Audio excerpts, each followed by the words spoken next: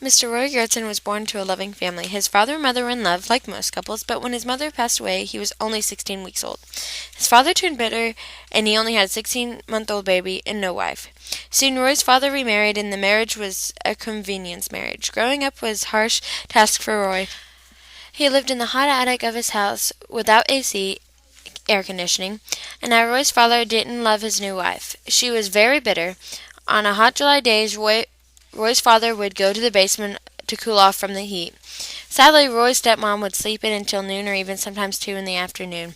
Roy never was allowed to leave his little room, but some days he was a bit of a rebel. He would sneak down the stairs, and Mrs. Gertzen would hear him and be at the bottom of the stairs. She would hold a broom at the bottom, and then she would proceed to beat him. He finally had become himself by the time college came around. Right out of college, he was hired by Branson School. He was a wonderful teacher. All of his students trusted him.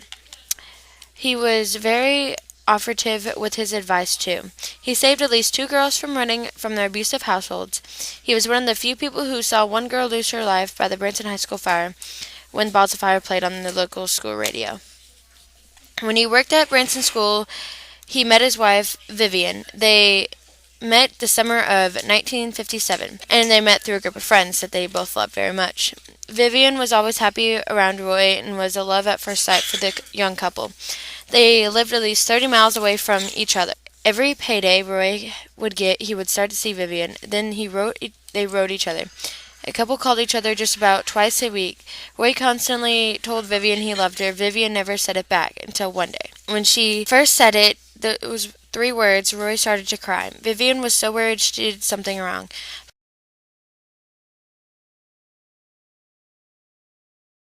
But when she asked him why he was crying, he replied, "That's the first time someone has ever told me they loved me, and just me." And Vivian was only 29 at that time.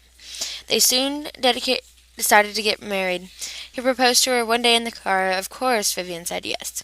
The lovely couple married June 7th, 1959. Later, Roy was enlisted in the Navy.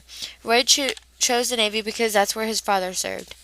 Roy was proud to have served in the Navy, so when Roy and Vivian decided to have started a family, they couldn't. You see, Roy was raised up by his aunt and uncle until he was about 6 years old. Roy told Vivian that he hoped if he became a father, he could be half the dad that his uncle didn't have to be. They soon adopted their first child. As the Gertzen family grew, they became tight on money. Vivian always put her children first, and especially on Christmas. Since money was tight, Vivian couldn't buy herself new clothes often, maybe once or twice a year. But Roy would go every Christmas and give Vivian a whole new outfit. In my eyes, the Gertzen family is American family.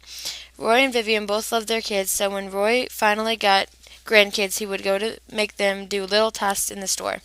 He would bring 5 or 6 kids to the grocery store. Then before dinner, all the kids would walk with Roy to the store and go get a sweet snack.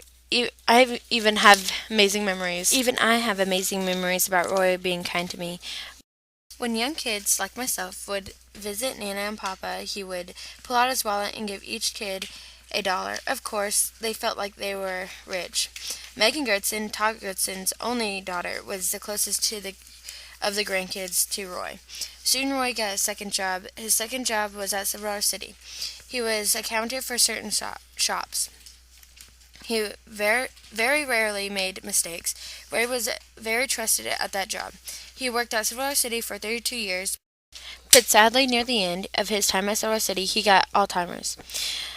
Vivian noticed it so early it was amazing. Soon Roy was not able to drive, but Roy held on. Roy even lived out a stepmother.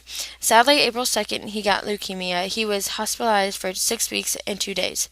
I recall when I interviewed Vivian, she said he was the strongest man she ever knew. Sadly, Roy didn't make it through the second round of leukemia, but as Nana said, she got letters from all over the country from past students or old family friends. He lived a long life, and when he passed, he was very loved. I chose Roy as my citizen that has made a big impact on the community because he has. He is honestly a man that will be very missed in this community.